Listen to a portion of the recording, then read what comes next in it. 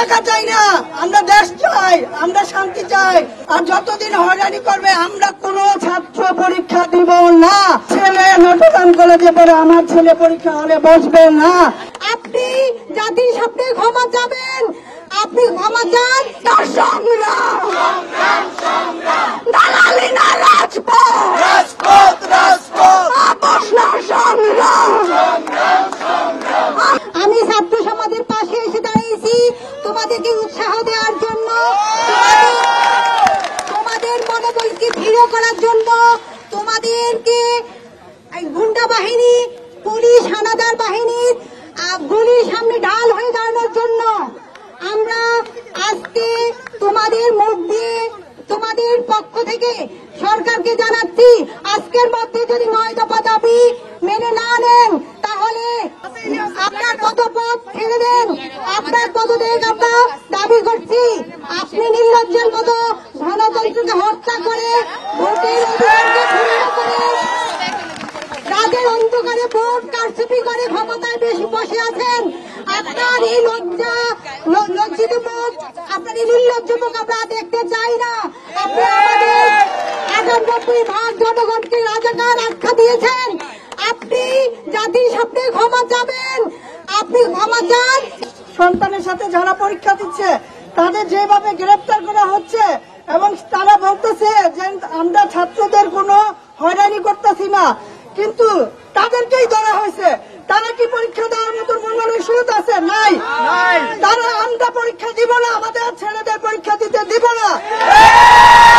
আমি একজন মা, আমি ছেলেকে পড়াই এবং বুঝি ছেলের মন মানসিকতাটা এখন কি অবস্থায় দাঁড়াইছে। তারা বলতেছে ছাত্রদের হয়রানি করে না, তাহলে ছাত্রদের এই কেন ধরা হচ্ছে? তৃতীয় পক্ষ বলতে কি বোঝাইতেছে? তৃতীয় পক্ষ বলতে কিছুই তারা ধরে না, তারা নিজেরা বাঁচার জন্য তৃতীয় পক্ষ বলতেছে, কিন্তু ধরতেছে সব ছাত্রদের হয়রানি করতেছে। ঘরে ঘরে থেকে ছাত্রদের ধরে ধরে নিয়ে যাওয়া হচ্ছে।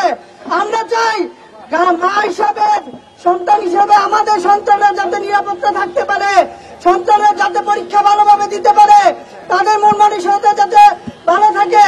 আজকে ছাত্র আগামী দিনের ভবিষ্যৎ, তাদেরই যদি আমরা মেরে ফেলি, তাদেরই যদি ধরে নিয়ে মন মানসিকতা নষ্ট করে ফেলি, কিসের দেশ, কিসের স্বাধীনতা? কোন স্বাধীনতা নাই।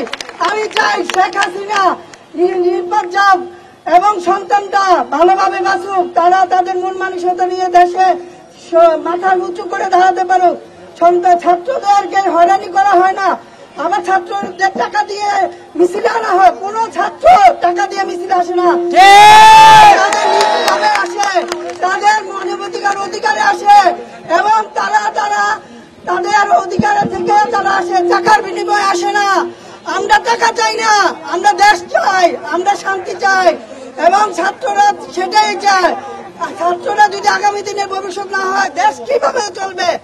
আমি চাই সরকার নিপাত যাক এবং ছাত্রদের যাতে হয়রানি না করা হয়, ছাত্রদের যাতে কোনো ধরাধরি না হয়, সেই ব্যাপারে আব্দুল কাদের আমি অনুরোধ করবো, সে যাতে কোনোভাবে কোনো ছাত্রকে হয়রানি না করে। আর যতদিন হয়রানি করবে আমরা কোনো ছাত্র পরীক্ষা দিব না। হিসাবে বললাম, আমার ছেলে নটরডেম কলেজে পড়ে, আমার ছেলে পরীক্ষা হলে বসবে না। একটা ভাই ছাড়া আমার ছেলে পরীক্ষা হলে বসবে না।